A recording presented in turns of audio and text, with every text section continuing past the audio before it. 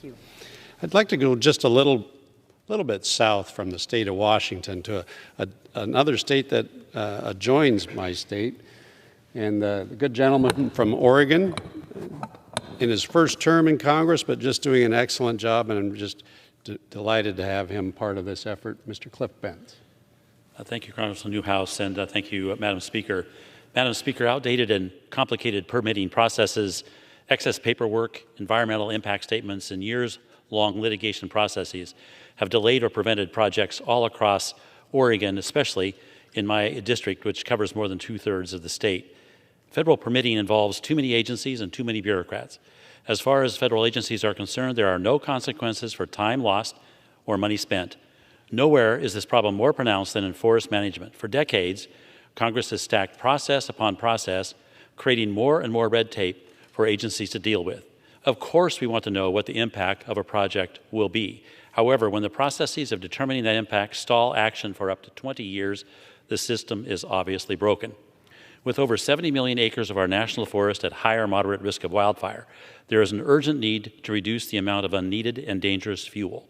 We have seen the tragic results of inaction as millions of acres of our beautiful forests burn each year, including over 10 million acres in 2020 alone and over 7 million acres in 2021. In my home state of Oregon, over 1 million acres burned last year in the Labor Day fires. Last summer, smoke from the massive Oregon bootleg fire spread across the entire United States, visibly fouling the air and poisoning people even here in Washington, D.C. The Biden administration issued a 10-year plan acknowledging the wildfire and forest health crisis and calling for treatment of an additional 20 million acres of the national forest system, a fraction of what is actually necessary. Congress recently provided the Forest Service with over $6 billion in the Bipartisan Infrastructure and Jobs Act to increase hazardous fuels reduction and forest restoration activities. The agency, however, remains buried in red tape, endless analysis, and frivolous litigation.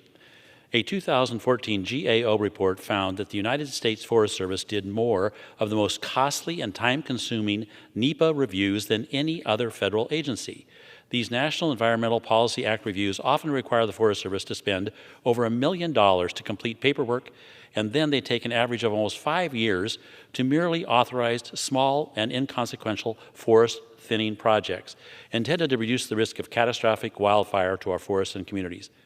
While precious time is wasted, massive wildfires rage on, dumping billions of tons of toxic, cancer-causing pollution into our air.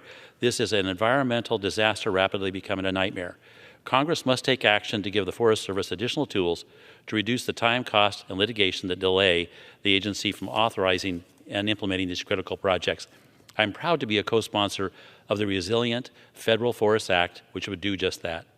Earlier this year, I expressed my concern on this very floor about the so-called River Democracy Act, currently pending in the Senate. It would place new management restrictions on some 3 million acres of federal land in Oregon by establishing a 1-mile-wide scenic buffer along some 4,700 miles of creeks and in some areas, dry gulches.